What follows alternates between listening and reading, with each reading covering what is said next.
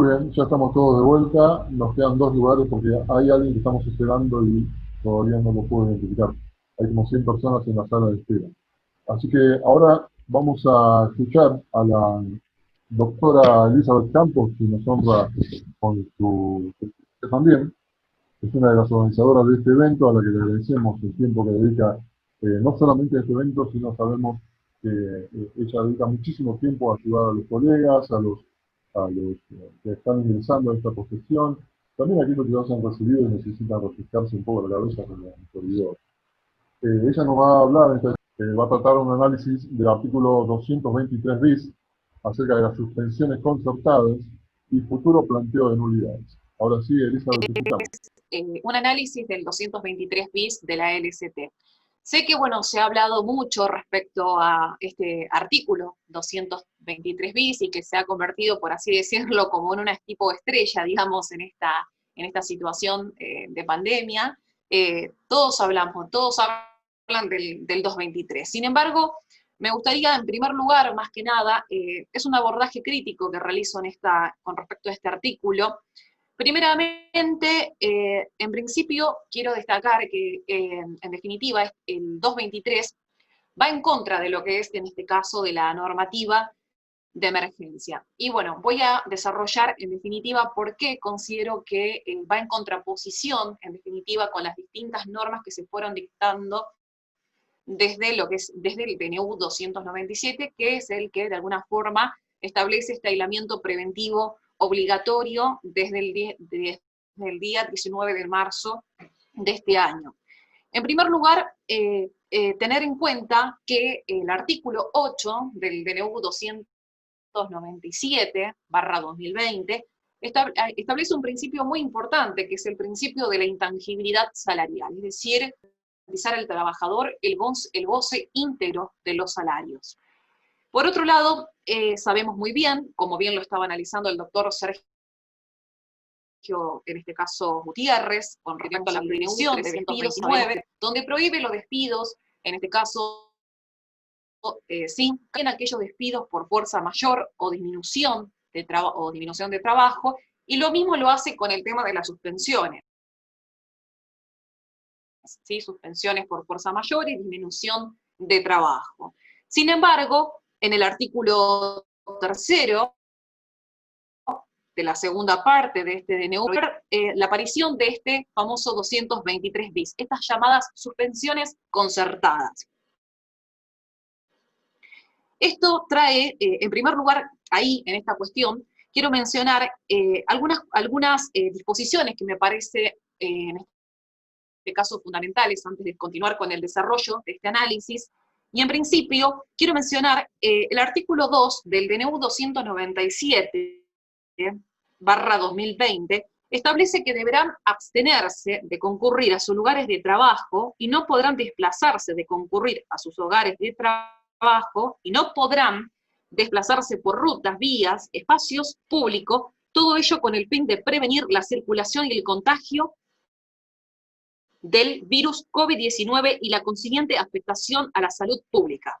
Por otro lado, la resolución 279 del Ministerio de Trabajo, en su artículo sexto, también habla de la abstención de concurrir al lugar de trabajo, que implica la prohibición de hacerlo, salvo en los casos de excepción, es decir, en aquellos casos donde la actividad de trabajadores que hayan, en este caso, trabajadores esenciales que se encuentren dentro del artículo sexto del DNU 297. Es decir, que hay ciertos trabajadores que no pueden, en este caso, no pueden concurrir, en este caso, a su lugar de trabajo,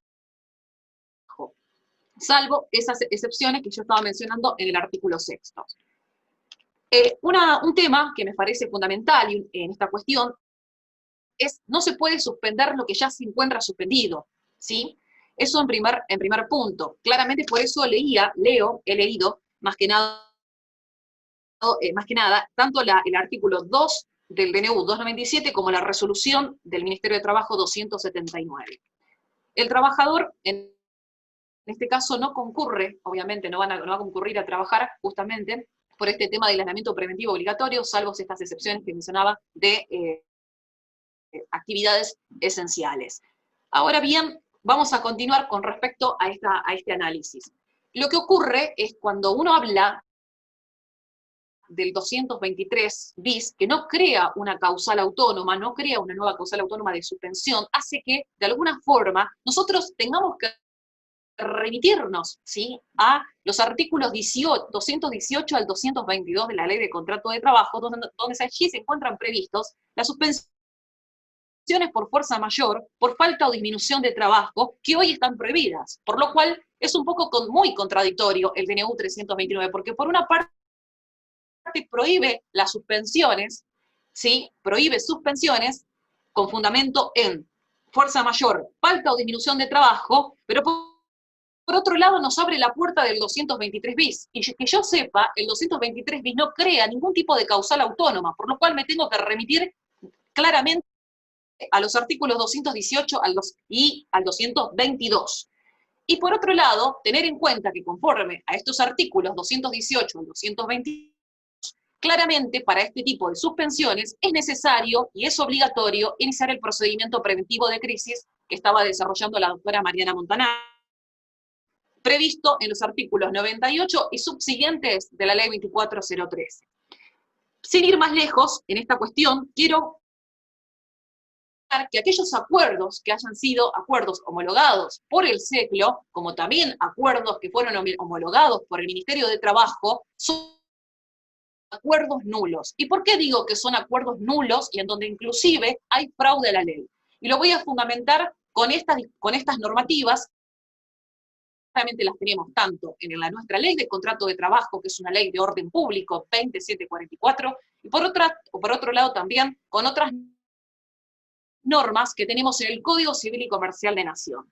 El artículo 12 del Código Civil y Comercial, en el capítulo 3, que está como ejercicio de los derechos, orden público, fraude a la ley, quiero leer esta parte, dice: el acto respecto del cual se invoque el amparo, texto legal, que persiga un resultado sustancialmente análogo a lo prohibido por una norma imperativa, se considera otorgado en fraude a la ley. En este caso, el acto 223 bis, entre paréntesis, debe someterse a la norma imperativa que se trata de eludir. Tenemos una norma imperativa, tenemos un artículo 2, que yo bien mencionaba al comienzo del DNU, el artículo 2 del DNU 297, que dice que hay trabajadores que no pueden concurrir a trabajar, y el Estado, en ejercicio del poder de policía, lo que dice es no pueden concurrir a trabajar.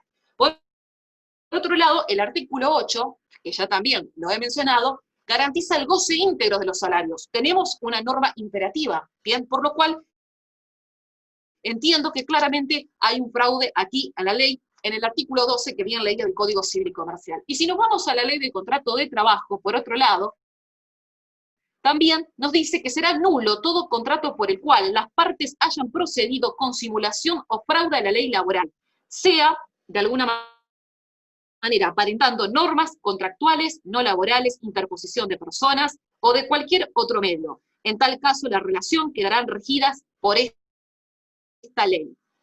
¿Sí? Bueno, eso es lo que me refiero con respecto a que digo que hay un fraude a la ley con este tema del 223 bis. Por otro lado, en esta cuestión, es el tema del vicio de la voluntad del trabajador. ¿Sí?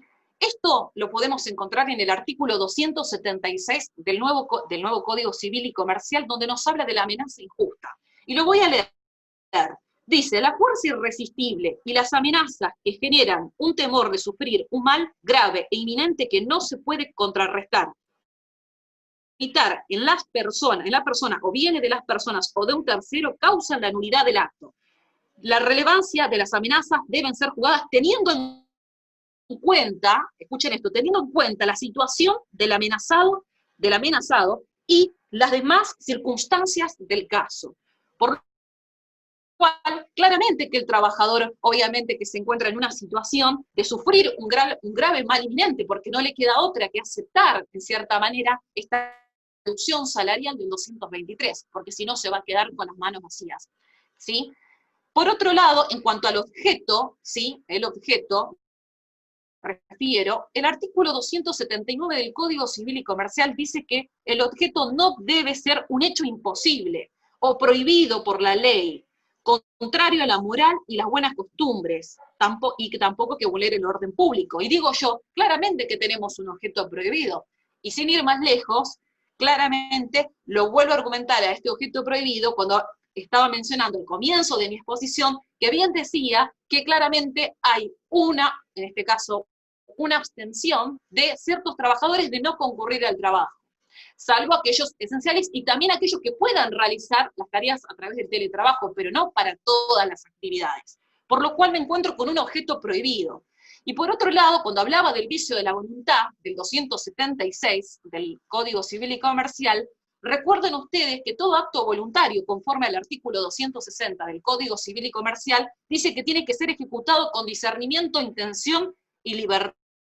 Y me encuentro con que el trabajador se encuentra viciada la voluntad del trabajador por esta amenaza injusta, ¿sí? Que es lo que estaba en este caso, de alguna forma, mencionando en cuanto al articulado. Por otro lado, también podemos fundamentar la nulidad, y aquí un artículo muy crucial en esta cuestión es el artículo 332 del Código Civil y Comercial, que está titulado como, en este caso, vicio de los actos jurídicos, en el capítulo 6, sesión primera. Y lo quiero leer porque me parece fundamental, y puedan ustedes en este caso escuchar bien. Dice: puede demandarse la nulidad o la modificación de los derechos jurídicos cuando una de las partes, explotando la necesidad, dice, debilidad psíquica o inexperiencia de la otra, obtuviera por medio de ello una ventaja patrimonial, evidentemente desproporcionada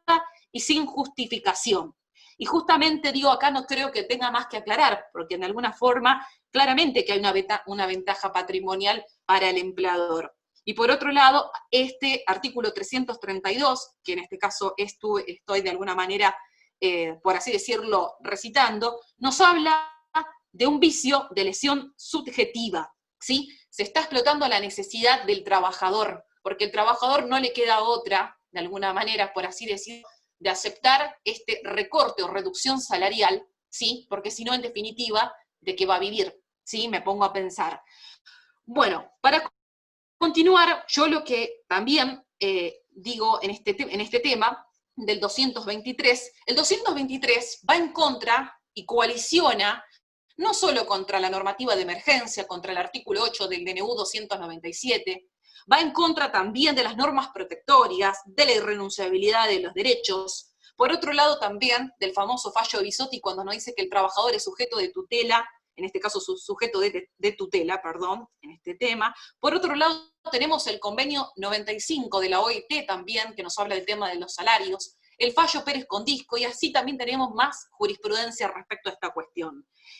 En el caso de que existiera duda, porque seguramente muchos dicen tengo duda, podemos acudir a la LST en su artículo 11, que dice que una cuestión no puede resolverse por aplicación de normas que rigen el contrato de trabajo o por leyes análogas, en este caso, decidirá conforme a los principios de la justicia social.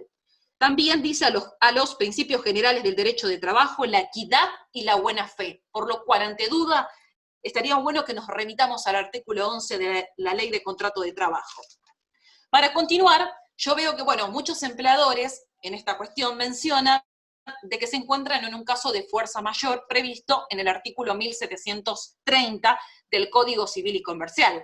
Sin embargo, habría que aclarar que la fuerza mayor, que muchas veces es alegada obviamente por el empleador, no solamente en este caso la fuerza mayor es invocada por el empleador, es una fuerza mayor que también de alguna manera lo perjudica al trabajador. Ambos, es para ambas partes, no rige solamente para el empleador. Y por otro lado, como todo principio general tiene su excepción, la fuerza mayor también establece una excepción cuando dice salvo disposición legal que establezca lo contrario. Y nosotros sí tenemos una disposición que establece lo contrario. Y la normativa de emergencia manda a abonar el pago de los salarios en forma íntegra. Artículo 8 del DNU 297, principio de intangibilidad salarial.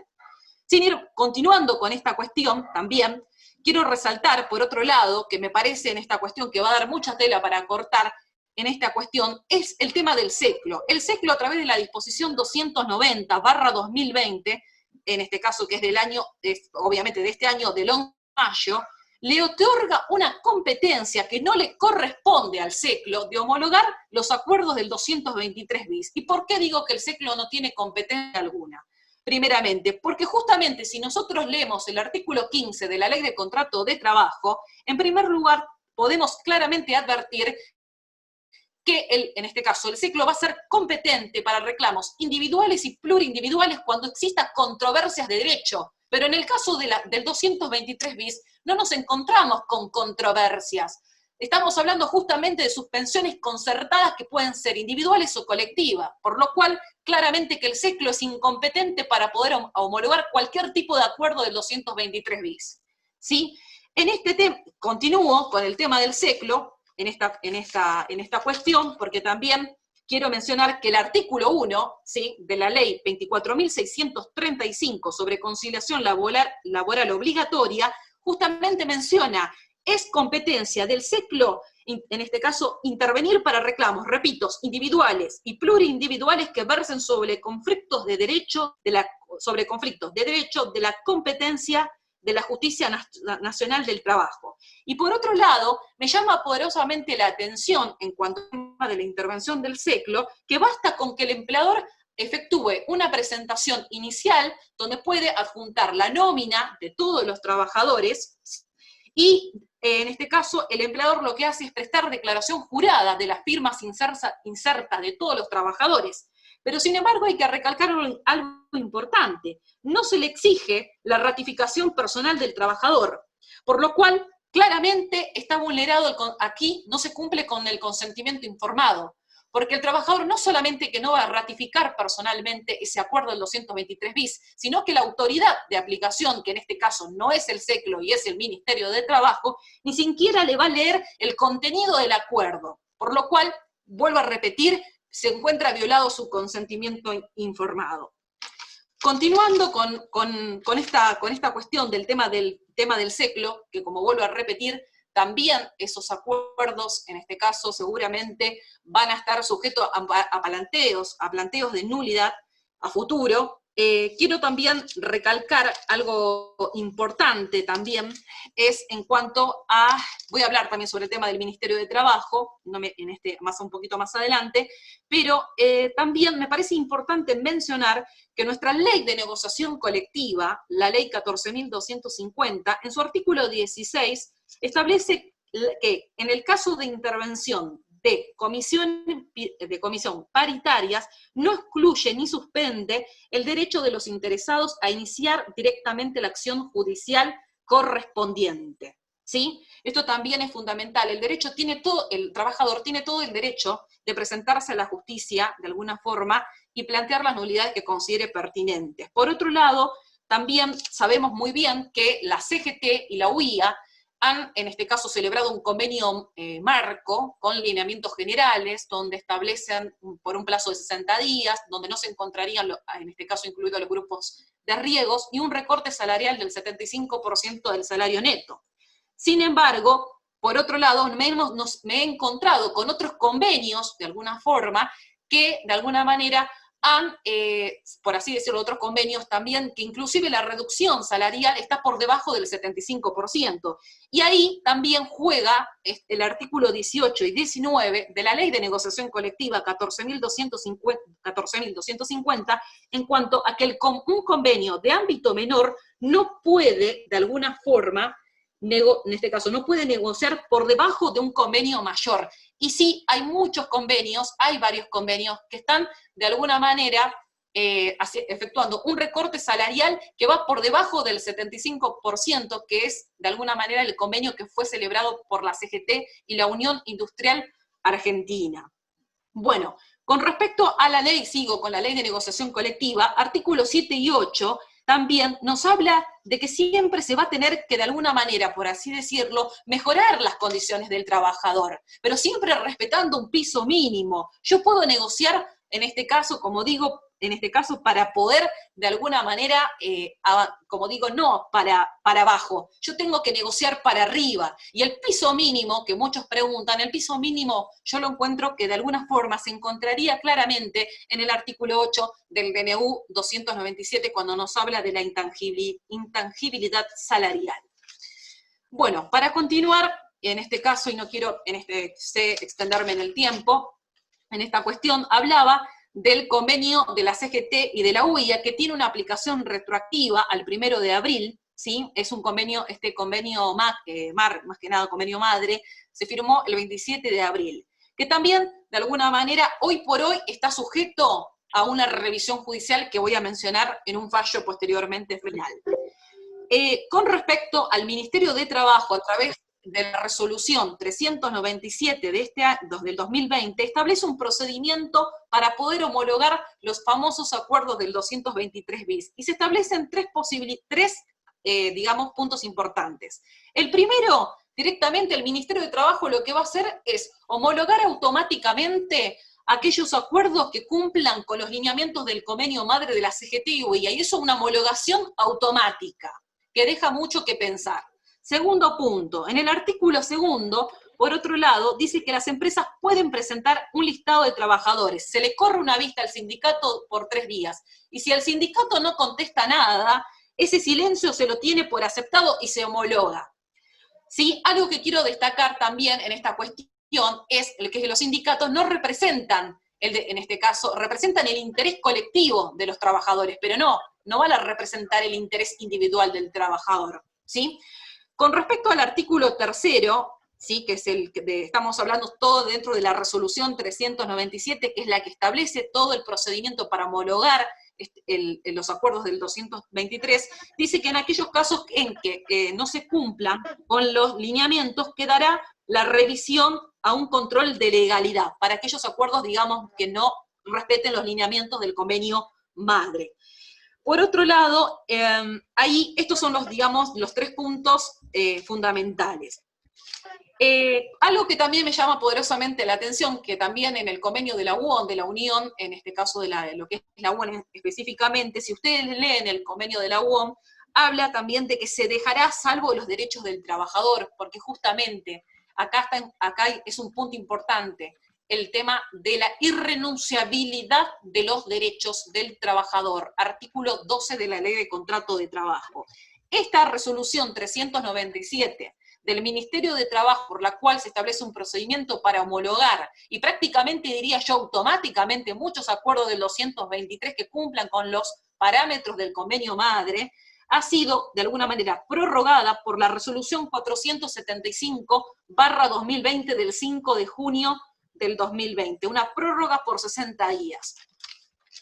Y también algo que quiero resaltar en esta cuestión es que con respecto a este tema del procedimiento del Ministerio de Trabajo, no hay, y esto sí lo quiero resaltar, no hay un verdadero control para determinar si la empresa está atravesando una crisis económica que le impida afrontar el pago de los salarios. Es decir, cumplimos solamente con los lineamientos generales del convenio, en este caso de la CGT y la UIA, y es directamente ese acuerdo homologado automáticamente. Pero nadie controla si realmente esa empresa está atravesando una crisis económica y se incumple con el procedimiento preventivo de crisis que viene, en este caso estaba desarrollando la doctora, previsto en el artículo 98 y subsiguientes de la Ley 24013 y también por el decreto 328/88.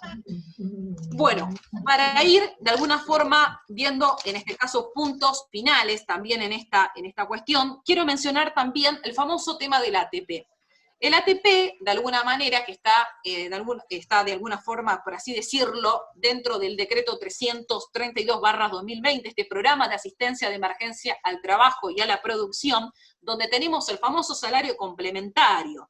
El salario complementario, que es esta ayuda del Estado, donde abona el 50% del mismo. Y hay algo que me gustaría recalcar en esta cuestión, es que este complementario al momento de su otorgamiento, no se efectúa un análisis de los antecedentes de las empresas que la solicitan, ni su comportamiento pasado, sobre rentabilidad y giro de utilidades. Por lo cual, de alguna forma, al no hacer una evaluación como corresponde al momento de otorgar el salario complementario, lo que termina ocurriendo es que lamentablemente terminan muchas pymes que realmente necesitan ese salario complementario. Y yo me encuentro, porque si bien soy abogada de parte trabajadora, también me llegan muchas consultas de muchas pymes y me dicen, doctora, no me llegó el salario complementario. Esa pyme sí la necesita, seguramente le está siendo otorgada a otras empresas que quizás no la necesitan, justamente porque hay un problema que vuelvo a repetir, en donde no se analiza, y quiero ser reiterativa, los antecedentes de las empresas que la están solicitando, su comportamiento pasado, la rentabilidad y el giro de utilidades y demás. Entonces, no llega donde tiene que llegar. Y no puede ser que de alguna forma pongamos en cabeza del trabajador, que claramente sabemos muy bien que tenemos un artículo 14 de la Constitución, donde establece una participación en las ganancias que no ha sido reglamentario, entonces no podemos pretender que en esta situación de emergencia participe en las pérdidas. No me parece que sea la solución. Por otro punto, también quiero recalcar esta cuestión, dado que sabemos que el procedimiento que ha establecido el Ministerio de Trabajo de Nación en esta cuestión para poder homologar los acuerdos del 223 bis, que yo los considero, en este caso, desde mi opinión, en este caso va a dar lugar a muchos planteos de nulidad y muy bien fundamentados en esta cuestión, se dictó el decreto 529/2020, que establece que los límites temporales de 30 días anuales por suspensiones fundadas por falta de trabajo, 75 días al año por las otorgadas por fuerza mayor, de alguna manera, no esos límites temporales de suspensión que prevé el 218 al 222 no se van a aplicar para el 223 bis. Es decir, que para el caso del 223 bis, de alguna forma no hay límite temporal alguno y en cierta manera se va a extender hasta lo que dure el aislamiento preventivo obligatorio. ¿Sí? Este decreto también me hace mucho ruido, claro, para no tener que estar prorrogando lo que directamente dicen, bueno, en definitiva, no rigen estos límites temporales y por lo cual van a regir hasta tanto dure el aislamiento preventivo obligatorio, que sabemos que tanto en el AMBA como también lo que es en Nación, volvimos a fase 1. Bueno, por otra, para ir en esta cuestión, quiero cerrar en un tema que me parece fundamental, porque sí tenemos jurisprudencia en esta cuestión, y quiero más que nada resaltar un fallo que me parece muy, muy importante, que es un fallo del juzgado 63, que está caratulado como Baratucci Milagros Rosalba contra Arcos Dorados, Argentina Sociedad Anónima, sobre medida cautelar. Es un fallo del 11 de junio del 2020, donde una trabajadora que trabaja para una empresa multinacional, McDonald's, ¿sí?, cuya denominación social es Arcos Dorados Argentina Sociedad Anónima, solicita que se le abone el pago íntegro de los salarios, dado que la misma goza de una licencia paga por ser por progenitora, a cargo de una menor, conforme lo que establece el DNU 297 y por otro lado la resolución 207 del 2020. Y yo quiero a mí, en esta cuestión, que ustedes puedan, de alguna manera, sacar sus propias conclusiones en cuanto a que esta trabajadora lo que reclama es la nulidad, porque hubo un acuerdo celebrado entre la Federación de Trabajadores Pasteleros, Servicios Rápidos, en este caso confiteros, heladeros, pizzeros, alfajores, junto con la Cámara Empresarial, donde acordaron, de alguna manera, este 223 bis. Yo le hago una pregunta, una empresa multinacional en esta cuestión, la empresa Arcos Dorados, de alguna forma, pues, ¿está en condiciones de abonar el pago íntegro de los salarios? Me hace mucho ruido. Sí, por favor. Voy a cerrar la parte ya directamente, igual en el desarrollo y demás. Bueno, más que nada quería mencionar que con respecto a, en este caso, lo que se refiere, la resolución, en este caso del Ministerio de Trabajo, por la cual, en este caso, habilita un procedimiento para homologar los acuerdos del 223 bis, hoy por hoy tenemos, en este caso, hay un expediente que está obviamente tramitando en la sala 10 de la Cámara Nacional de Apelaciones de Trabajo, que está caratulado como Jopart. El expediente lo pueden ubicar de esa forma, me parece muy importante resaltar este Jopart, ahora le paso el auto caratulado, Jopart contra Ministerio de Trabajo sobre medida cautelar. ¿Por qué me parece importante resaltar digamos, esta carátula de este expediente, de este fallo en particular? Porque justamente en digamos, se inicia a fin, es una acción declarativa donde se pide una medida cautelar de no innovar. Una medida cautelar de no innovar, más que nada, solicitando el dictado, perdón esta redundancia, pero el dictado de una medida cautelar de no innovar para que se suspenda, para que el Ministerio de Trabajo deje de homologar los acuerdos que estaba mencionando del 223.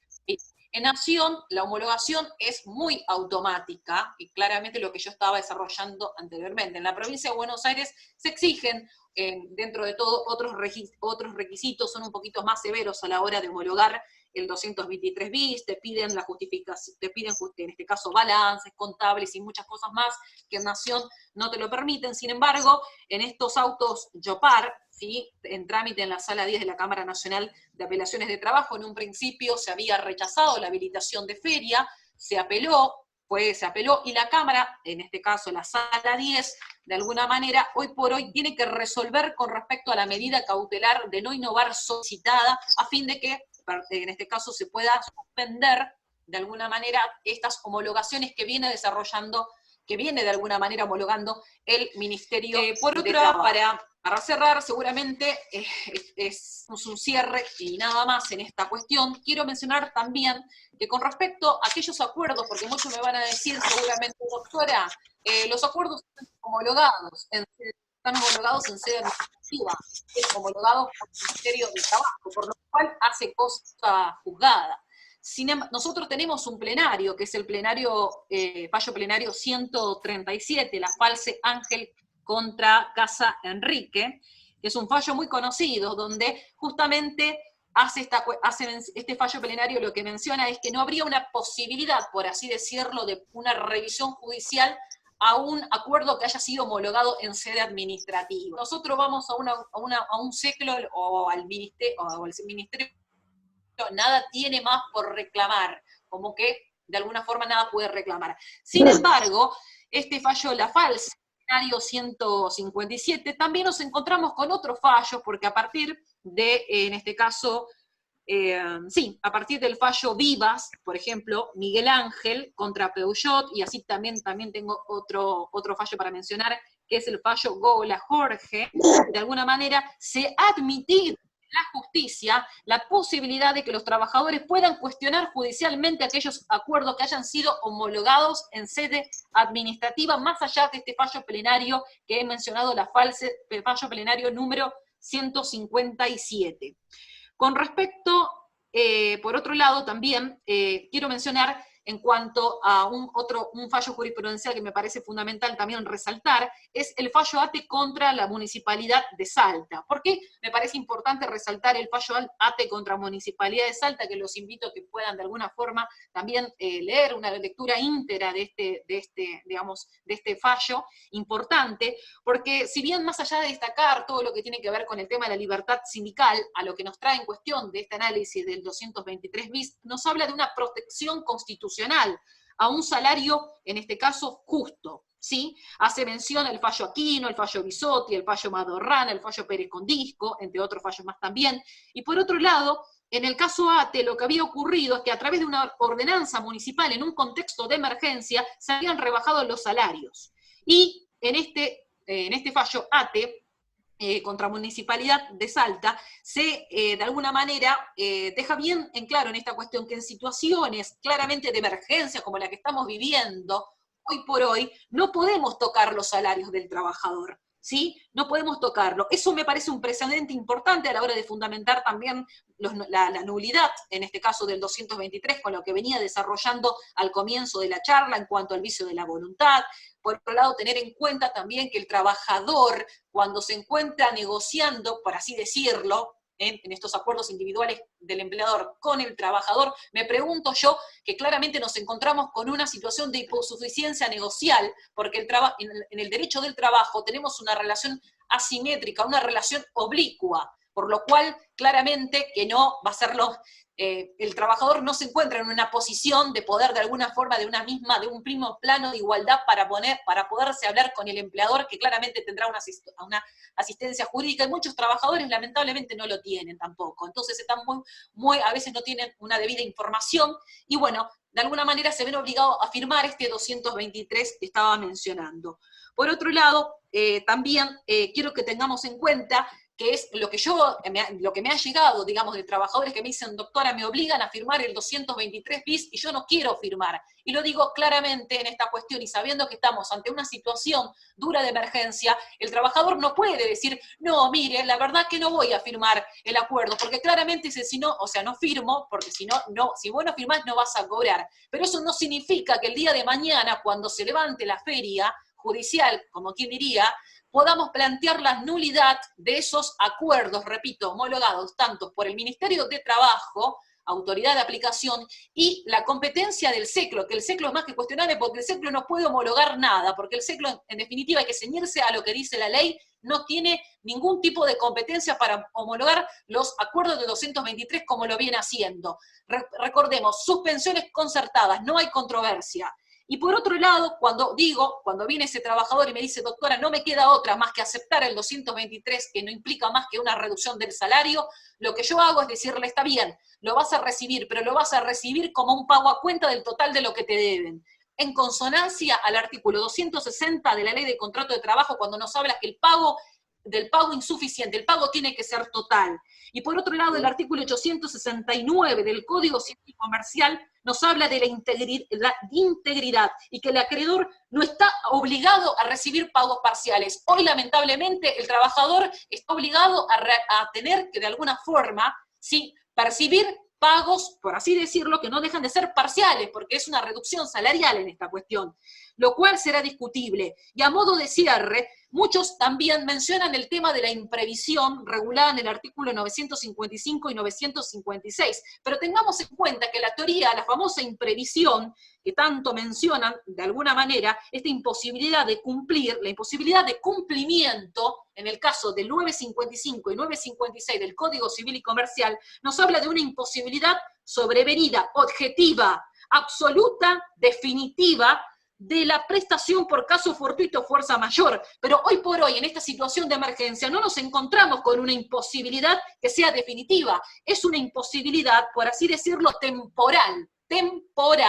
Entonces, tampoco, de alguna manera, tiene acogida la imprevisión. Y para ahí ya finalizar en esta cuestión, también en este punto, en esta cuestión, porque sé que seguramente muchos me van a decir las pymes, ¿no? Me van a decir, doctora, no podemos finalizar las pymes, no podemos afrontar el pago.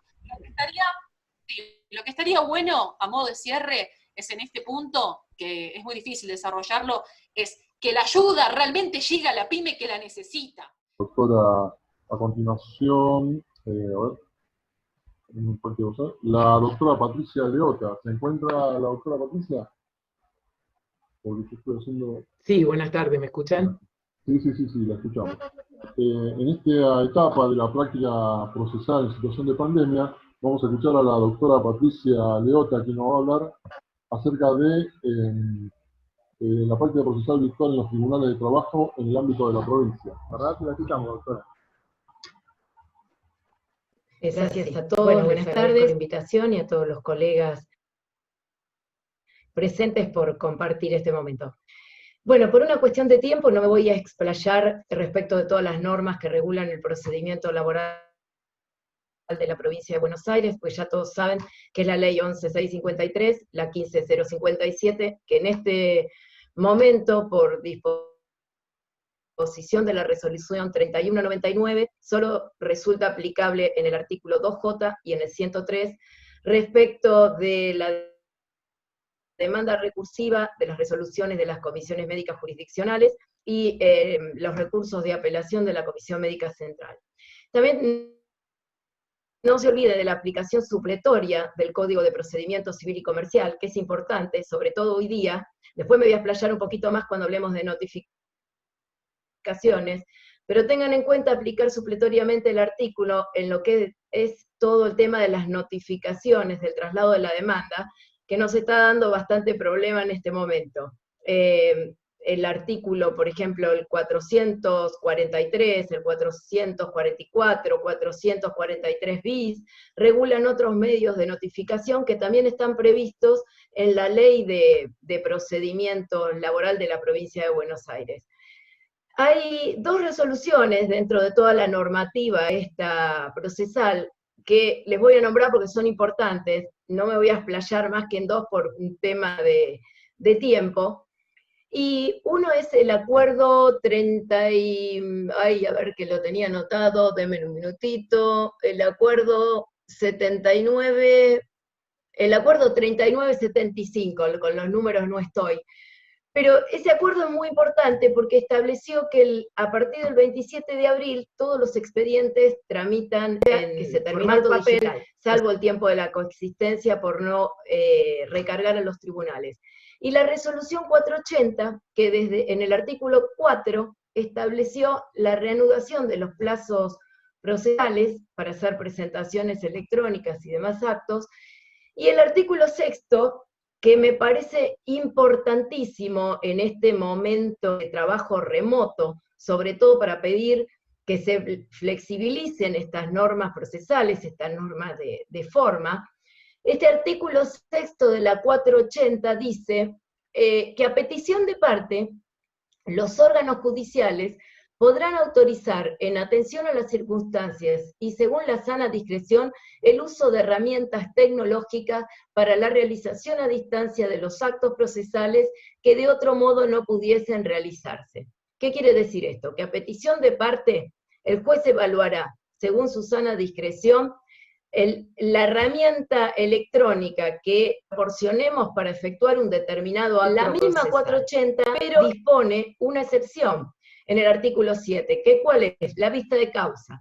Entonces, yo digo, como el derecho, entiéndase por derecho todo, no solo la norma, las resoluciones, las acordadas de la Corte, sigue a los hechos, empecemos a plantear, porque el planteo de muchos, de uno, sigue al de muchos y logra el cambio. Y el no electrónico, les aseguro que hay mucho por hacer.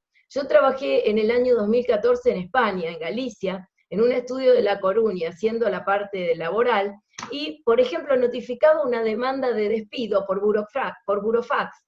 Entonces acá, cuando queremos utilizar otros medios de notificaciones, ya le tienen como miedo al planteo de nulidad por vulneración del derecho de defensa.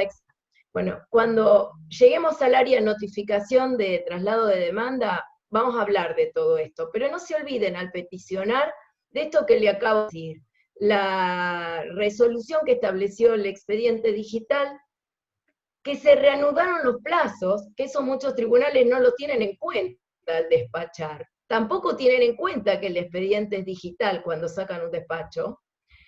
Y esta resolución 480, en este artículo 6, que yo me lo pegaría al lado del monitor, porque es importantísimo, y por ahora no quieren cambiar. Entonces, si no nos quieren dar, para darnos una notificación de un traslado de demanda por carta documento, hay que reiterarle la petición. No digo pedir una revocatoria, porque si no se tiene que reunir el tribunal en pleno y demora mucho más tiempo.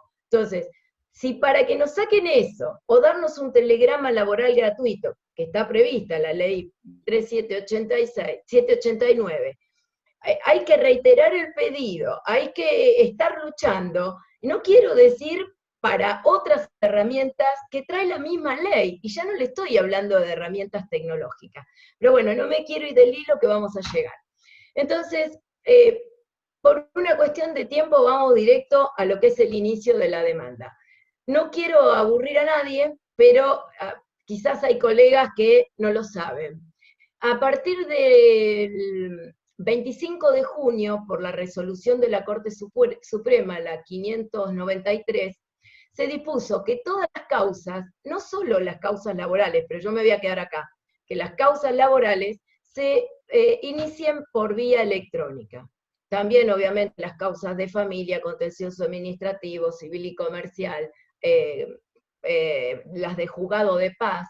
Bueno, ¿cómo es esto? ¿Cómo iniciamos estas causas? Las tenemos que iniciar a través del portal de notificaciones y de notificaciones y presentaciones electrónicas. O sea que necesitamos token. ¿Qué causas podemos iniciar? Veníamos iniciando hasta el momento las causas urgentes, las causas en las que pedíamos una habilitación de feria por una prescripción inminente, por un motivo de urgencia.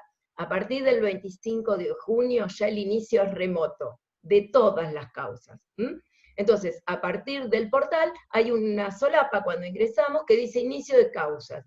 Cuando cliqueamos ahí, se despliega lo que antes era el formulario papel que acompañábamos con la demanda, donde pide determinados datos. El dato del organismo, y acá es importante, cuando pongan el organismo, para que llegue la demanda, lo tienen que enviar a la Receptoría General de Expedientes, y tienen que elegir la jurisdicción donde quieran iniciar, San Martín, Morón, San Isidro, etc. O sea, el departamento judicial que quieran, pero en el organismo va la receptoría.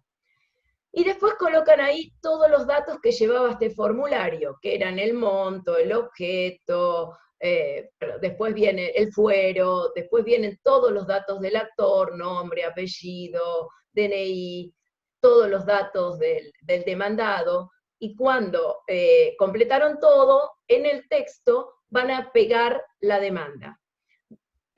Si ustedes actúan por derecho propio, van a necesitar que la demanda por la resolución 558, disculpen, pero estoy de memoria y tengo las resoluciones mezcladas, pero en las 558, creo que en el artículo 5, dice que requiere la demanda la firma hológrafa del cliente. Y lo importante es que nosotros esa presentación que hagamos pegando la demanda, pegando y subiéndola por PDF, ¿no? Cuando es por derecho propio, la hacemos bajo declaración jurada.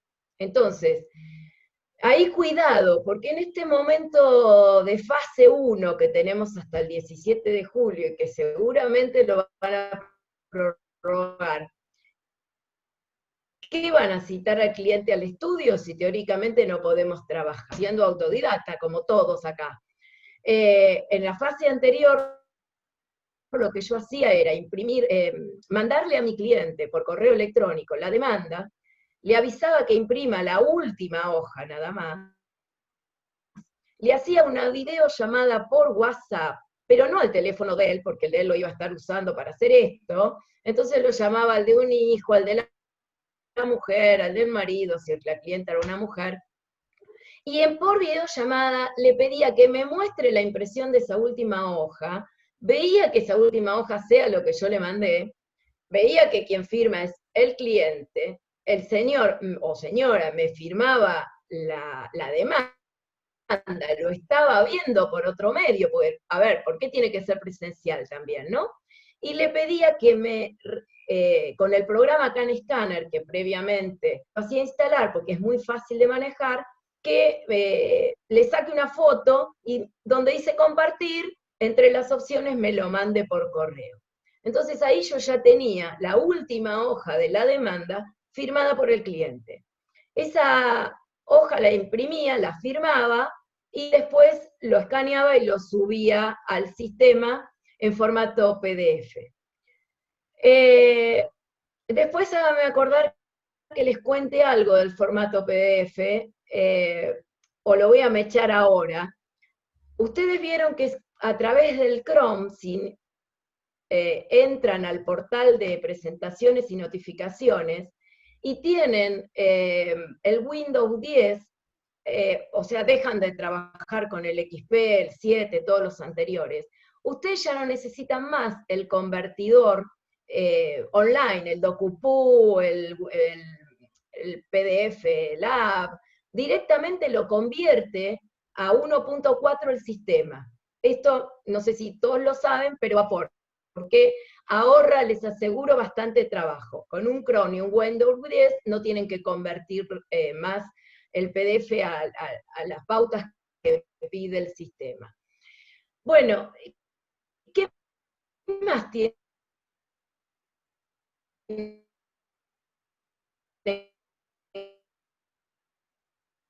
que subir ahí, adjuntar la documentación, pueden pagar por medio electrónico, en mi caso yo subo escaneado el sobre del pliego, pero no el pliego, el contenido del pliego, sino el pliego, y lo envío.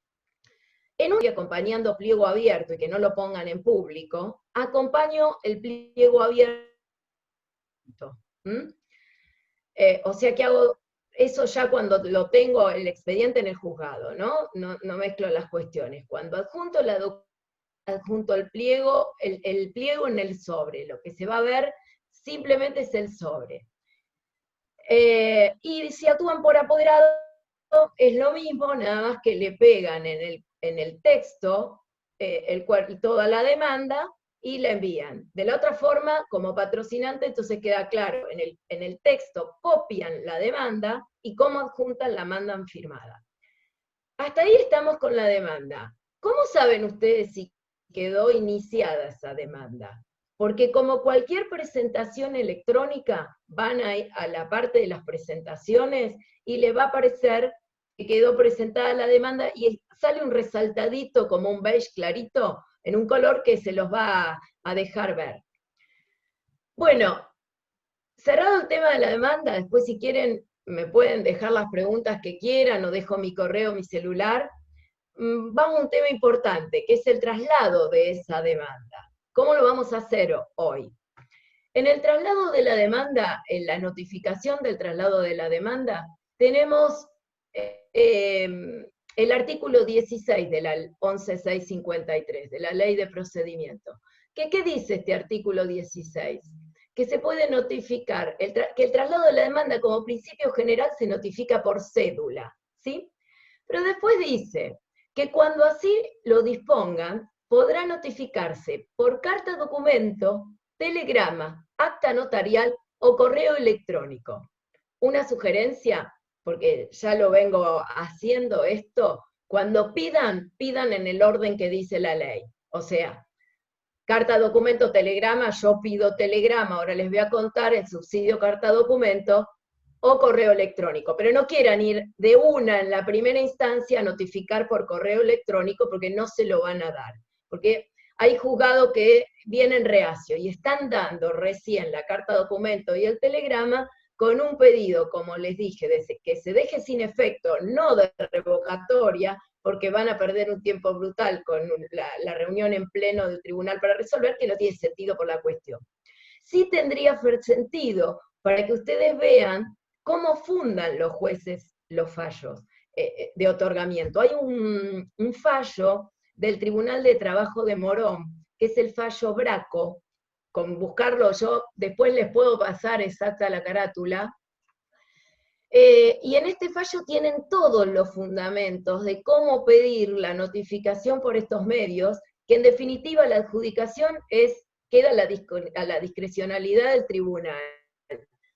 En definitiva, lo que se dice es que se tutela un interés superior, que es el crédito alimentario del trabajador, la salud, si es una demanda de accidente o enfermedad, el principio de celeridad procesal, y bueno, y en este momento la flexibilización de las normas laborales, o sea que cuando pidan, también pidan de acuerdo al ASPO y a todos estos principios, que se flexibilice la rigidez del principio general.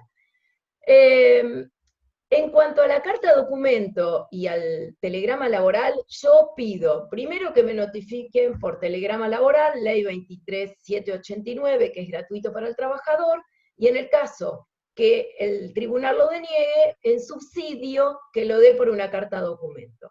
¿Cuál es mi experiencia?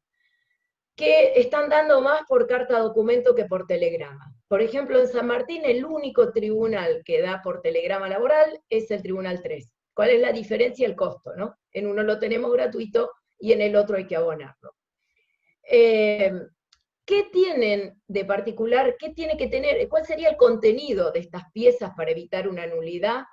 Bueno, al margen de lo que ya saben, el contenido de la cédula, el auto que ordena el traslado de la demanda, el auto que ordena la notificación, por ese medio, por la carta documento, es que no se olviden de poner un detalle de la documentación.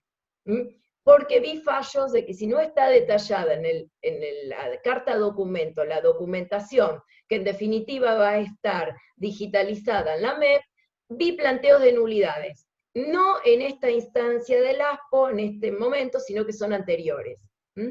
Lo que sí he visto en este momento son pedidos de nulidad porque se han olvidado de digitalizar o la demanda, la documental, o no está puesta en público, entonces cuando reciben la carta documento, por vulnerabilidad del derecho de defensa en juicio, obviamente van a plantear la nulidad. Entonces tengan cuidado con eso, vean que esté digitalmente subida la demanda, la documental, y que anteriormente no hayan remitido una cédula. Y si la remitieron y no está pública, pídanla que la pongan pública, y si no fue devuelta de la Oficina de Mandamientos y Notificaciones, pidan que la devuelvan. Me voy a ir un poquito del tema y ir al costado con algo acá. ¿Cómo pueden hacer estas peticiones de que le devuelvan una cédula y que en definitiva el tribunal después va a librar un correo a la Oficina de Notificaciones, o saber si se respondió un oficio, si no se respondió, si lo omitieron poner en público, o en definitiva cualquier consulta que antes hacíamos presencial en una oficina de notificación, en la receptoría, en el tribunal? ¿Cómo lo hacemos hoy? La resolución 2820 sacó un sistema de consultas a los organismos que la hacen a través de la MEP, o sea, no requieren el toque, van a la mesa virtual y van a ver cuando ingresan con el usuario y contraseña un ítem que dice consulta a organismos. Les aseguro que en mi estudio lo utilizamos full time y funciona excelentemente bien. O sea, es una herramienta digital, qué sé yo sí la tengo que calificar, es excelente. ¿Por qué? Porque se despliega un formulario donde ustedes van a poner el organismo al que quieren hacer la consulta, su correo electrónico, su teléfono, el tribunal y sucintamente cuál es la consulta. Remiten eso y van a tener la respuesta al email que dejaron consignado. Esa respuesta está en el día normalmente. Es muy raro que se lo contesten al día siguiente y facilita mucho poder trabajar en este momento. Bueno, me había quedado en la notificación por carta documento. Tengan en cuenta que tanto la notificación por carta documento o por telegrama laboral se aplica supletoriamente el Código Civil por la remisión que hace el artículo 63.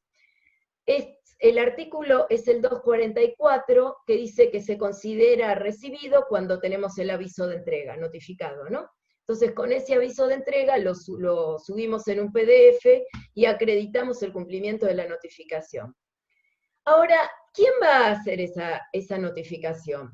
Si es un telegrama, lo va a cursar el trabajador. Y si es una carta documento, también. Porque en todas las que me han ordenado a mí, dice a diligenciar por el peticionante. ¿Y quién sería el peticionante? Nosotros somos los letrados, patrocinantes o apoderados, o sea que el peticionante es el trabajador. ¿Y qué va a contener? La mayoría de los tribunales, a mí, que todos dan un plazo de 2 días, por ejemplo, le voy a leer un despacho que dice: excepcionalmente atento a los motivos de público conocimiento, autoriza hacia el peticionante, acá está lo que les decía, a efectuar la referida notificación de traslado de demanda ordenado en autos mediante carta documento, haciéndose saber a la accionada que deberá tomar conocimiento de la demanda y documentación adjunta a través de la MEP, pone cómo ingresar a la MEP, dentro del plazo de 2 días hábiles de recepcionada la misma, y que vencido dicho plazo, comenzará a correr el plazo de contestar la demanda establecido en el artículo 16 y 28 de la 11.653. Y acá pone, quedando a cargo de la parte los gastos que irrogue la notificación elegida. O sea que la carta documento la pagamos nosotros o el trabajador, ¿sí? Creo que acá no hay mayor, ya me he explayado, no van a tener mayores problemas. ¿Me escuchan? Perfectamente, perfectamente. A ver, denme en un minuto que se me achicó la pantalla. Ahora y no los veo a ustedes. por lo menos interactuemos de modo digital, ya que todo es digital, me gusta verlos. Sí, sí, sí. Bueno, me había quedado No olviden guardar sus preguntas. en el tema de la notificación por carta. Bueno, yo les decía, ¿qué pasa si esa carta documento viene, no sé, domicilio cerrado, por ejemplo, o no se pudo, vino notificada en forma negativa porque, no sé, se mudó, no lo encontró? Ya si se mudó, no, eso no, pero, no sé, domicilio cerrado, la típica. Ahí sí recién pediría, haciendo uso del artículo 6 de la 480, que los jueces no lo pueden desoír, porque todos se quieren agarrar por miedo a la transgresión del derecho de defensa, la nulidad, bla, bla, bla, bla, bla, bla, se quieren agarrar del artículo 16, que la norma general es la cédula.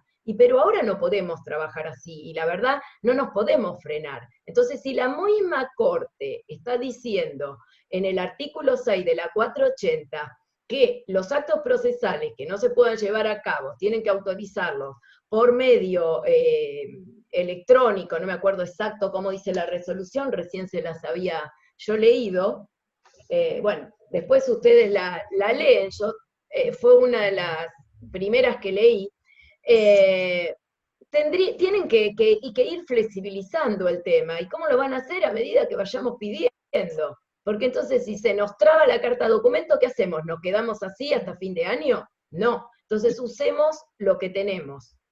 Y el fallo que yo les decía para pedir esta flexibilización de normas, que acá lo dio con la carta documento, pero lo pueden poner como un antecedente, es el fallo Braco Héctor Horacio con experta ART sobre enfermedad profesional, del Tribunal de Trabajo 2 de Morón. Igual hay muchos fallos, pero ya se van más para el tema de familia. Este específicamente nos atañe. Los otros hablan de dar traslado de las demandas, de incidentes de alimentos, demandas de alimentos, de violencia, por vía la plataforma WhatsApp de mensajería instantánea. Y esto viene por la resolución 1220 de la Corte Suprema, que establece este tipo de notificación para las cuestiones de familia, que son de violencia familiar, de violencia de género, y que aquí salió el fallo, el primer fallo, que ahora no me acuerdo, creo que era la Madrid, del 2 de abril, el fallo de la Madrid, no me acuerdo cómo se llama, lo debo tener en mi computadora, después se los pasaré, pero bueno, está conocido como fallo La Madrid del 2 de abril. A mí, si ustedes me preguntan, notificación por medio de WhatsApp, les diría que no. Que los jueces laborales hay un arduo trecho para que lo puedan comenzar a otorgar. Pero sí vería la del correo electrónico.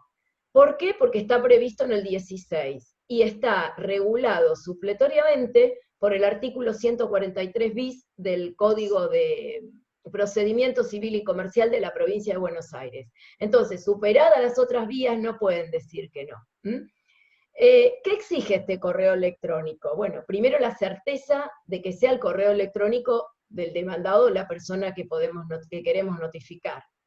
¿Cómo obtenemos el correo si no lo sabemos? Lo podemos obtener, si es una empresa o una RT, a partir de la página web. Hacemos una captura de pantalla y con el pedido lo subimos en un PDF. ¿Y cómo sabemos que corresponde, además, que ese correo es auténtico? Podemos entrar en la web de NIC, donde se registran los dominios, y con el dominio, que es todo lo que está después del arroba, abajo dice quién es el titular. Entonces ustedes pueden saber el dominio, no sé, de cualquier RT, Galeno, Sui Medical, de quien tengan que notificar, y también adjuntan eso por una captura de pantalla. Y se aseguran que no lo pide la disposición, pero ustedes se aseguran de que ese sea el correo auténtico. ¿Quién va a diligenciarlo? Nosotros. ¿Cómo? Por el correo que nos provee el Poder Judicial. Y va a ser la oficina de notificaciones quien nos va a emitir un correo a las partes y al tribunal, y va a decir la fecha de emisión y la fecha de recepción. Otro tema que a mí se me ocurre y que no está en el artículo 16, pero quizás los tribunales del trabajo los veo que serían más flexibles, fracasado todo lo que recién hablamos y que está en el 16 de la LO, quizás lo puedan dar, y es el tema de constituirnos nosotros, los letrados, como oficial ad hoc, ir a notificar. Por ejemplo, tenemos acá en San Martín Federación Patronal. Pasé, Federación Patronal está abierta. Quizás no nos reciban una carta documento, porque hay una guardia, porque no quieren, porque chicanean, pero si vamos nosotros, quizás sí. El tema es, quizás sí no, es seguro, porque cuando uno va, sabe cómo moverse para entregarle la documentación y pasar la primera valla, que es la seguridad. El tema es que los tribunales del trabajo lo otorguen. Hasta donde yo tengo conocimiento, hay un tribunal de San Miguel, que creo que es el 2, que lo estaba dando. No creo, o sea, podremos usar la vía de todas estas otras herramientas digitales como WhatsApp. Yo no creo que eso en este momento sea posible. Bueno, no sé, cerrado este tema de la notificación, que para mí es el escollo más importante que nosotros tenemos acá, pasamos al tema de las audiencias. No amerita perder mucho tiempo, porque todos saben que por la resolución 1920, la plataforma que se usa es Microsoft Teams, y que ya los tribunales del trabajo están dando las preliminares como todas las conciliatorias que uno pida. Yo ahora pedí una, hice la consulta por la MEP, si me la podían tomar, pedí una que tenía un recurso extraordinario, que estábamos charlando, pero me falta un empujoncito para que la RT me termine de cerrar, y ese empujón quería que me lo dé el tribunal fijándome esta audiencia. Entonces, la plataforma para todo esto es la Microsoft Teams, está en la resolución de la Corte que les dije. ¿Y cómo funciona? El tribunal les va a sacar un despacho que va a pedir que las partes denuncien los correos electrónicos. Una vez que denunciamos los correos, nos van a contestar remitiéndonos un link, y por ahí van a ingresar a la plataforma. No es necesario que ingrese el trabajador, podemos hacerlo nosotros como apoderados, y luego ratifica el trabajador o el demandado. Yo hablo de trabajador porque hago fundamentalmente parte actora.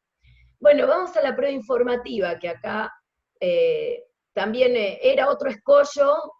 Hace 2 meses, ahora ya se está trabajando con instructivos y hay otras posibilidades de diligenciar. Si el oficiado tiene un domicilio electrónico, el oficio lo hacemos como siempre, y como ya todos saben, ahí no hay problema. El tema es cuando no tiene un domicilio electrónico. ¿Qué venía haciendo yo, pese a todo este instructivo que dice que no me quiero explayar para tratar de estar en los 25 minutos, pero bueno, en el oficio el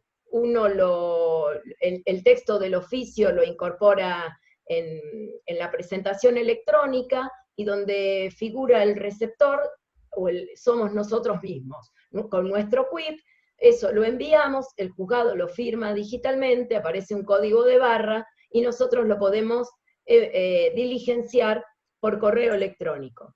¿Cómo me manejo yo? Me manejo de este modo. Le pido al tribunal que, dada la situación, me autorice a diligenciar el oficio a través del correo electrónico del oficiado. Acredito el correo electrónico, como les dije anteriormente, y acompaño el correo que surge de una página web y de NIC, aunque no sería necesario, ¿no? De NIC, yo porque por ahí soy más papista que el Papa, pero no lo veo necesario que sea titular del dominio, porque puede ser el que le administra el dominio, el titular, y no quiere decir que no sea el dominio no sea de la persona a la que pretendemos notificar. Entonces, le pido al tribunal, le denuncio el mail, y le pido que me permita notificarlo por correo electrónico a través de mi correo, y que el oficiado responda de modo electrónico al mail del tribunal. Acá en San Martín están los mails, tricktrack123, bueno, no me acuerdo ahora cómo es.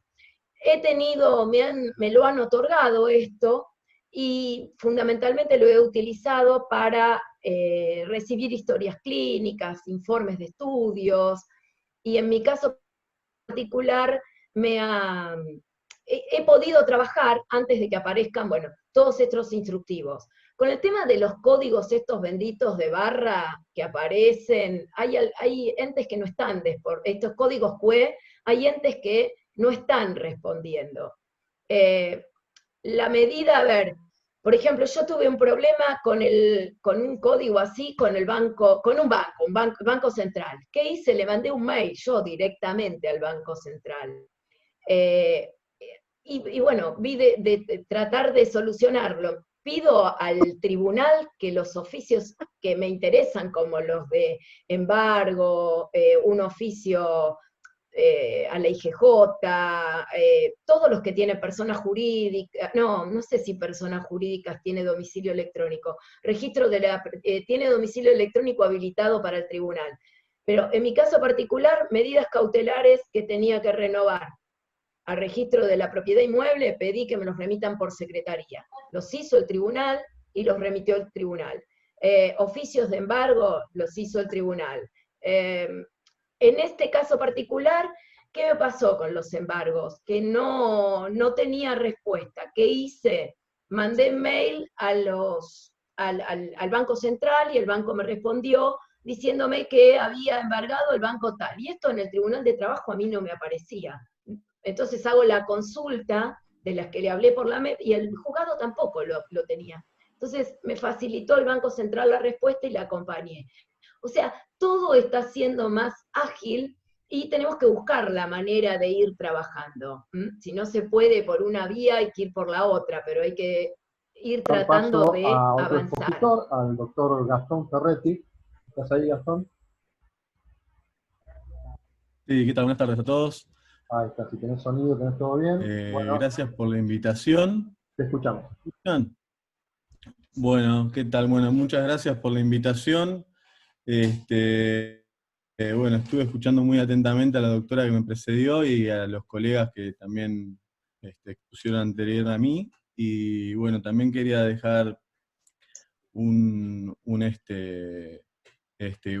mensaje positivo de que a pesar de la pandemia, estamos haciendo este congreso y que rompimos la inercia del cambio tecnológico en el ejercicio profesional.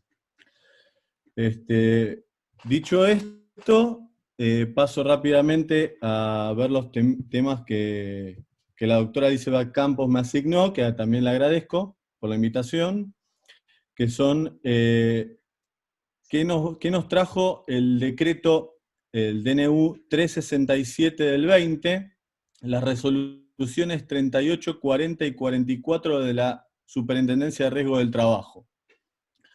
Bueno, principalmente el DNU 367 del 20, lo que incorpora es el COVID como enfermedad profesional no enlistada.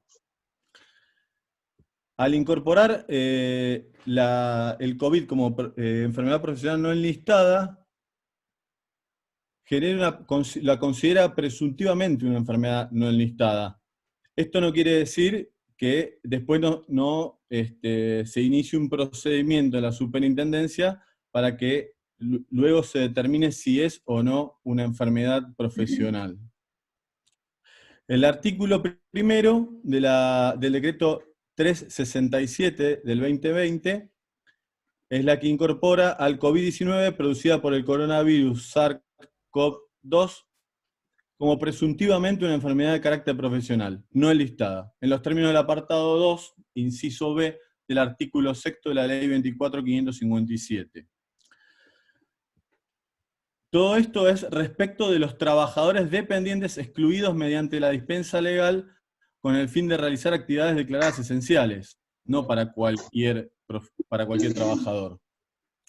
En su artículo segundo, el decreto nos dice que las ART no podrán rechazar la cobertura de las contingencias previstas en el artículo 1. ¿Cómo tienen que tomar la ART este tipo de enfermedad? Primero, tienen que recibir el diagnóstico confirmado emitido por una entidad debidamente autorizada, que después les voy a comentar un tema sobre eso, que las debidamente autorizadas tienen que estar en un registro. La determinación definitiva del carácter profesional de la patología lo va a determinar originariamente la Comisión Médica Central. O sea, vamos a recorrer un procedimiento dentro de la comisión médica como si fuese el procedimiento que tenemos para el rechazo de las contingencias, para que en definitiva la comisión médica central determine en definitiva si se trata de una enfermedad profesional o no, para que le dé el carácter definitivo. La comisión médica central va a poder invertir la carga de la prueba. En principio, la va a tomar como una enfermedad profesional, pero a su vez puede invertir la carga de la prueba en los casos en que se constate que hay muchos infectados en la empresa donde está trabajando este trabajador, o si en la actividad, el contexto donde está trabajando este trabajador, hay muchos infectados. Ya hay muchas denuncias sobre COVID. El artículo 4, si antes habíamos hablado que hay una presunción, lo que dice es que el COVID en los trabajadores de la salud guarda una relación de causalidad directa, inmediata, con la labor que efectúan. Entonces, hay una presunción directa y que se va a extender por 60 días posteriores a la finalización y vigencia de la declaración de emergencia. O sea, los deberían atender directamente y hacer el tratamiento. Con la doctora Campos estuvimos hablando de este tema también, de qué pasaría si, todo esto es en los papeles, ¿no? ¿Qué pasa si la ART no le rechaza o no lo toma? Bueno, eso sería que tendríamos que ir a reclamar a la justicia por medidas autosatisfactivas. Como después, la resolución 38 de la Superintendencia de Riesgo del Trabajo, lo que va a establecer es el procedimiento de cómo se hace la denuncia del COVID en la superintendencia. Y nos indica que tenemos que iniciarlo a través de la mesa virtual del trabajador, por lo que está establecido ahora. ¿Cómo se inicia? Se inicia con el informe médico con resultado positivo de COVID-19 emitido por una entidad sanitaria que está dentro del registro REFES, que para saber si la entidad sanitaria está dentro del registro REFES tenemos que ingresar a la página datos.gov.ar y ahí se puede bajar el listado. Entonces podemos saber si la entidad que determinó que esta persona tenía COVID está enlistada y vamos a poder iniciar el trámite. A su vez tenemos que describir el puesto de trabajo, las funciones, actividades, como si fuese un rechazo, que es lo que veníamos haciendo con los rechazos, y un requisito más que no teníamos, que en su momento, que nos pone también la superintendencia, que es una constancia de dispensa otorgada por el empleador en los términos del artículo 6 del decreto de necesidad de urgencia 297 del 20, que es el de aislamiento, ¿no? Que ahí es donde lo que empezamos a ver es que hay mucho requisito para poder iniciarlo, el trámite. La admisibilidad de la denuncia está plasmada en el artículo 2, donde el trabajador hace la presentación a través de la mesa virtual, el plazo para resolver es de 48 horas improrrogables, y el dictamen de asuntos jurídicos es vinculante. En el caso de silencio se va a aplicar la admisibilidad correspondiente a la denuncia, o sea, directamente se lo van a aceptar. Y el procedimiento ante la Comisión Médica Central para que la determinación definitiva del carácter profesional, que hasta ahora no está habilitado, porque después cuando veamos la resolución 44, es la que nos va a decir qué trámites están habilitados hoy. Vamos a iniciar el trámite a posteriori, que todavía no está habilitado, para que la Comisión Médica Central determine el carácter definitivo y profesional de la contingencia con el alta médica, igual que veníamos haciendo antes, pero lo que va con el tema de la divergencia de la determinación de incapacidad, nada más que ya va a estar denunciado en el registro profesional de enfermedades profesionales de la SRT, el carácter de enfermedad profesional del COVID. ¿Cómo lo van a hacer? A través de la mesa central virtual con patrocinio legal. Y ahí es donde yo estoy viendo que hay un problema, porque si estamos haciendo todos los trámites virtuales y todo, le va a pasar lo mismo que le pasó a la doctora, que dice, la demanda la tengo que mandar a firmar a su casa, se la mando por correo, me la tiene que firmar, yo escanear y todo, cuando hoy en la Superintendencia de Riesgo de Trabajo está habilitada la firma digital y a su vez también la elección del patrocinio jurídico gratuito en forma electrónica, que también, y nosotros, la mayoría que hacemos RT, estamos registrados en la Superintendencia de Riesgo del Trabajo, así que también nos podrían designar como patrocinantes a través de la plataforma, y no tener que juntarnos con el trabajador o hacer todos estos trámites que son, como contó la doctora, que le mandaba la demanda para que le firme la última hoja, llamarlo, etcétera, etcétera, etcétera. ¿Dónde encuentro esta mesa de entrada virtual? Bueno, los que estuvieron haciendo trámites de la superintendencia, algunos lo conocen, otros no, porque justamente esto se fue implementando ahora. Van a tener que ingresar con clave fiscal 3, que el trabajador la va a tener que sacar y asociar el e-servicios, seleccionar mi quill, servicios disponibles del trabajador. Ahí tendrían que asociar la firma electrónica digital de documentos. Eso está bueno tenerlo ya validado, no solo para estos trámites de COVID, sino porque si después le determinan una incapacidad al trabajador, cuando tenga que firmar el acuerdo en la audiencia de homologación, va a necesitar esta clave fiscal. Entonces, desde el principio yo les recomiendo que ya la tengan asociada la firma digital. Tiene que ingresar a servicios habilitados de gestión de trabajadores, eligen mesa de entrada virtual y presentan la documentación, y eligen área destinada a comisiones médicas, tipo de presentación, solicitud de apertura de expediente, reconocimiento de enfermedad profesional. Eso es lo que está al día de hoy.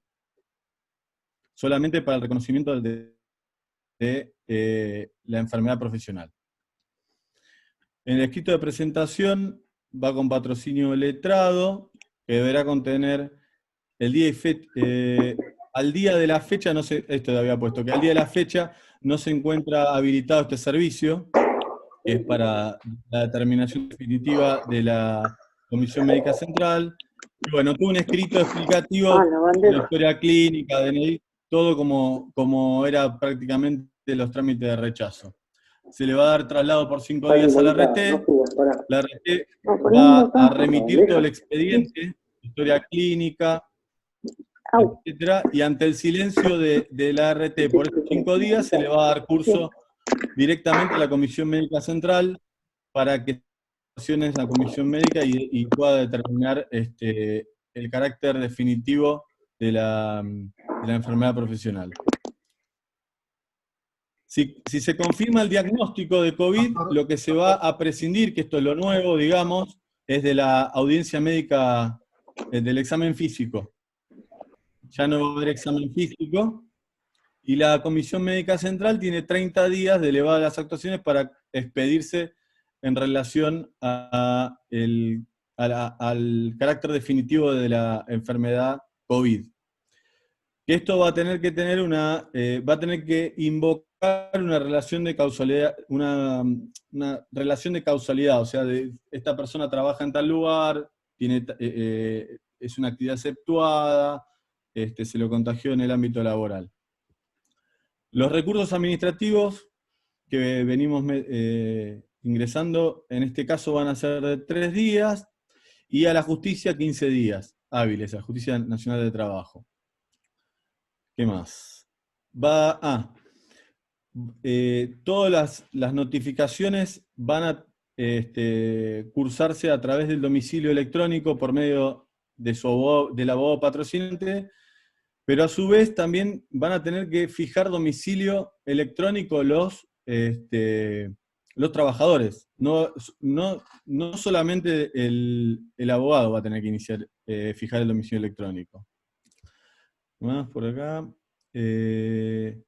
Bueno, será aplicación excluyente de los procedimientos previstos en esta norma que regulen otros trámites en decomisiones médicas. Todo este trámite es un trámite que va a ser excluyente de todos los otros trámites que veníamos haciendo, que tiene que ver con la determinación de incapacidad que inician las RT o las divergencias de la determinación de incapacidad. Todo el trámite, como tiene competencia originaria la Comisión Médica Central, se va a aplicar esta resolución. ¿Qué más? La resolución 40, lo que nos dice es qué tipo de trámites podemos iniciar hoy, que son la divergencia en las prestaciones, la divergencia en el alta médica y el carácter profesional del coronavirus. No tenemos más trámites para iniciar hoy. Y en su artículo 2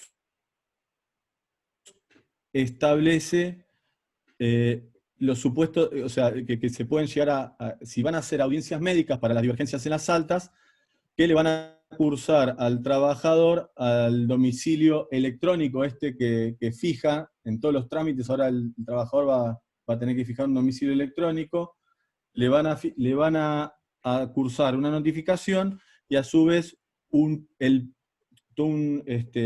speech, digamos, que es para que puedan transitar y puedan concurrir a la audiencia médica. ¿Qué más? Después lo que se establece es el protocolo, en el artículo 4, para la celebración de las audiencias de homologación en el ámbito de las comisiones médicas jurisdiccionales virtuales. Que ahora después les cuento a los que no hicieron audiencias. Bueno, después tenemos la resolución 40. Que la resolución 40 lo que marca es, se aprueba la implementación de la mesa de entradas virtual, que es un poco lo que venía contando recién, y los trámites que se pueden hacer. ¿Qué más?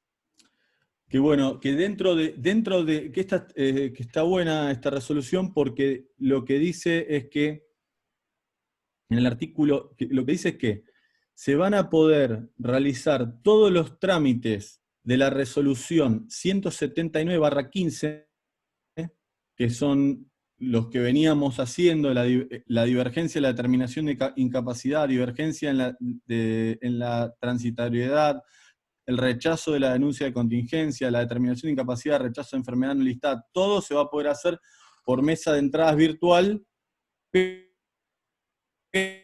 pero cuando se levante la emergencia sanitaria. Pero bueno, eso ya está avanzado. ¿Cómo se pueden hacer todos estos trámites? Con clave fiscal 3. Me queda un toque, ¿no? Porque quería explicar lo de las audiencias virtuales. Que Justamente le iba a mencionar, le quedan 5 minutos. Hablar de las audiencias virtuales, quería explicar un poquito. Bueno, lo explico rápido y listo. Como usted quiera, si no, algunas recomendaciones. Excelente. Trato y si se corta, lo seguimos. Algunas recomendaciones para las audiencias virtuales. Así como la justicia está utilizando Microsoft Teams para las audiencias, la Superintendencia de Riesgo del Trabajo también. Yo estuve haciendo muchas audiencias virtuales los últimos días. lo que les recomiendo a los que no hicieron las audiencias virtuales es que se bajen en Microsoft Teams, que si